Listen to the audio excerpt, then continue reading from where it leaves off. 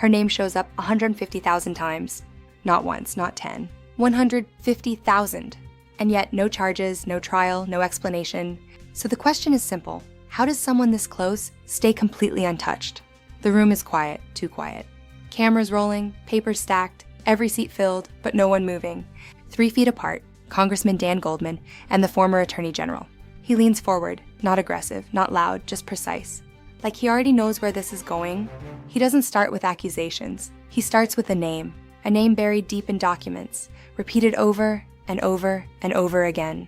She organized everything, he says. Travel, schedules, communications, 20 years inside the machine. And then he pauses, because that's where the story breaks. If you manage everything, how do you see nothing? And then there is complete silence. Victims mentioned her, not once, multiple times. FBI records mention her, again and again. Internal summaries, interviews, all pointing to the same role.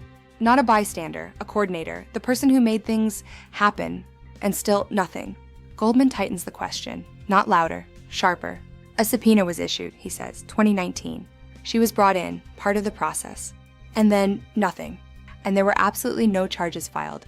He leans closer. I'm trying to explain this, he says, to the people I represent.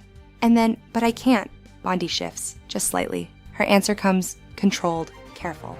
Career officials reviewed the case, but Goldman cuts in. Not emotional, surgical. I didn't ask about the process, a beat. I asked about her.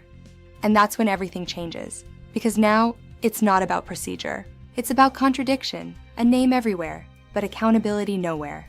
He starts listing it, victims named her. Emails, arrangements, patterns, a system running smoothly. Too smoothly. And then he stops, lets the silence fill the room.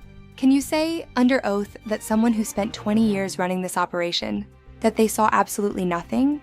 Nothing troubling, nothing suspicious, nothing worth stopping? His voice drops. Is that what we're supposed to believe? 4 seconds, that's how long she hesitates.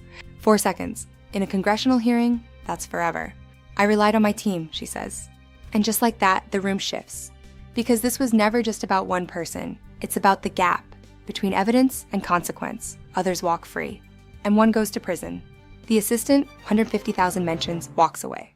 No trial, no charges, just gone. And that's when the real question hits. Not loudly, but it lands. If someone stands at the center of an operation for 20 years, managing access, coordinating everything, at what point does proximity become participation?